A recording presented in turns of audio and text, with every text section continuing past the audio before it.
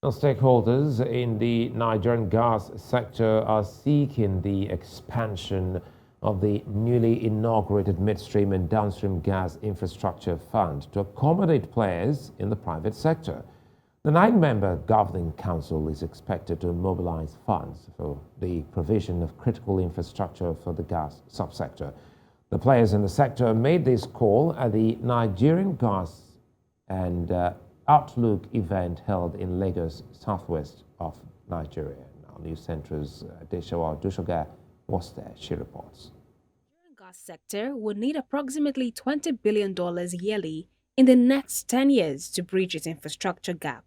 The country is struggling to maintain its position as the largest producer of gas in West Africa, which is threatened largely by an infrastructure deficit. The government has now inaugurated a nine-member governing council of the Midstream and Downstream Gas Infrastructure Fund to fix this critical missing link. But how are the concerned stakeholders in the gas sector reacting to this development as it relates to driving investment and policy formulation? For this to work, government must continue to work very closely with private sector players. Infrastructure is just one part of the value chain. I mean, on one hand, we have the gas suppliers. They must be incentivized to bring more gas to the surface.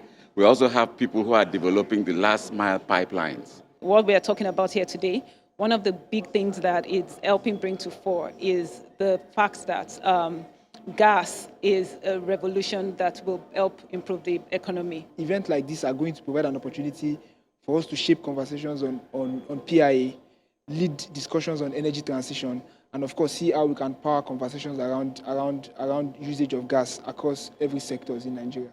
In 2021, Nigeria's President Muhammadu Buhari declared the decade of gas development for Nigeria, primarily to set the roadmap towards a gas-powered economy by 2030.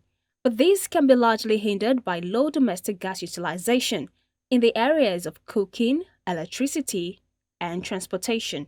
I think the challenge for us as a country is that if we are going to bridge the energy gap that we have, we need to invest a lot more in providing that infrastructure for gas, both in the midstream and downstream sector, but also in the upstream in terms of more investment in drilling gas wells as well.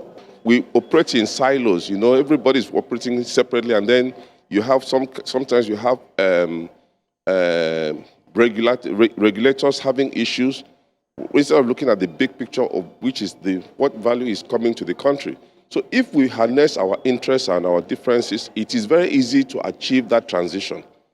Despite current low production levels, economic reports have backed claims that Nigeria and other African countries will in the next decade almost rival Russia's current gas output at peak production of about 470 billion cubic meters, which will be roughly 75% of Russia's projected 2022 output. The Nigerian government is expected to begin to maximize its opportunities and rake in revenues in the next decade. Adesewa Odusoga reporting for News Central.